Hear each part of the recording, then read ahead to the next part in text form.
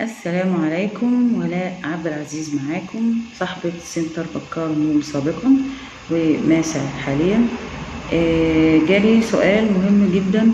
كلنا بعد البروتين بنتعرض للجفاف الشديد، ففي بنات سألتني ايه موقف بديل الزيت زي بتاع لوريال او فاتيكا او بانتين عامة، يعني ايه موقفه من البروتين، وهل فعلا بيعمل ترطيب ولا لأ؟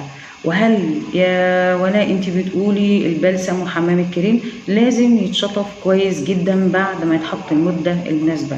بديل الزيت مكتوب عليه انه بلسم او يستخدم كحمام كريم او كحمام زيت قبل الغسيل بالشامبو، وكمان للتصفيف العادي، يعني مجرد ان هو يتحط ويتسرح بيه.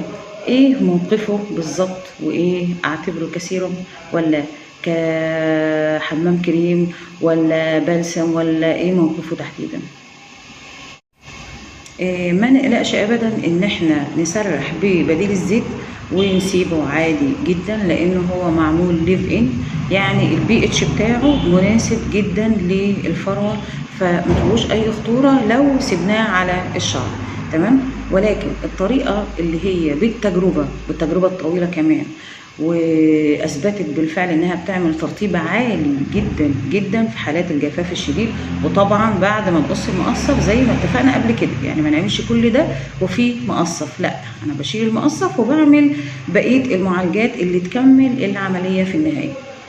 نرجع تاني، بعد ما اغسل شامبو كويس جدا واعمل حمام كريم، يا اما اسرح بحته صغيره من بديل الزيت مع السيروم، كده ترطيبه الى حد ما كويس. ولكن للترطيب الاعمق بعد الشامبو هحط بديل الزيت واسيبه كام دقيقه كده كبلسم او كحمام كريم، واشطفه نص شطفه.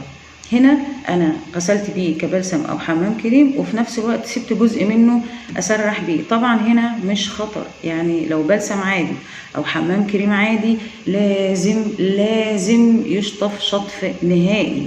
اما في بديل الزيت فهو مراعي ان هو معادل للفروه، فما فيش مشكله، ما فيش فيه اي خطوره، بسرح بالجزء اللي باقي، وهنا باخد اعلى ترطيب من المنتج. يبقى يا جماعة نخلي بالنا الأول، أنا بتكلم على إيه؟ أنا ما بتكلمش على حمام كريم عادي أو بلسم عادي، أنا بتكلم على بديل الزيت، هو اللي نقدر نسيبه. أي منتج مكتوب عامة عليه ليف إن أقدر أسرح بيه، وأقدر أعمل إذا كان مكتوب عليه إن هو يستخدم كبلسم أو حمام كريم، هنا لما أجي أشطف نص شطفة، مفيش أي مشكلة. في الحالة دي بيعمل ترطيب عالي جدا جدا، وده بالتجربة، وده إجابتي للبنات اللي بتسألني أنا مثلا عملت بروتين أو حتى مش عاملة بروتين بس بحس بجفاف شديد وبقص الأطراف أول بأول، بس مع تغير الجو عامة من الحر للبارد وظهور القشر والكلام ده، الشعر بيتعرض فعلا لحالات جفاف شديدة. فاحنا المفروض ما نسيبش فترة الجفاف تطول، لأن جفاف الشعر دي بدايات مش كويسة خالص لتقصف وتقطيم وحاجات كتير جاية في السكة. فلازم نحافظ على رطوبة الشعر دايما، ودايما بقول للبنات سواء عاملة بروتين او لا، جفاف الشعر الشديد ده خط احمر، لازم تقفي عنده وتعرفي السبب وتحاولي معالجته، ما تعديهاش وتقولي هبقى اشوف بعدين، او ده بيخلي في الاخر المشكلة بتزيد جدا. فاتمنى ان المعلومة تفيدكم، واللي يجربها يقول لي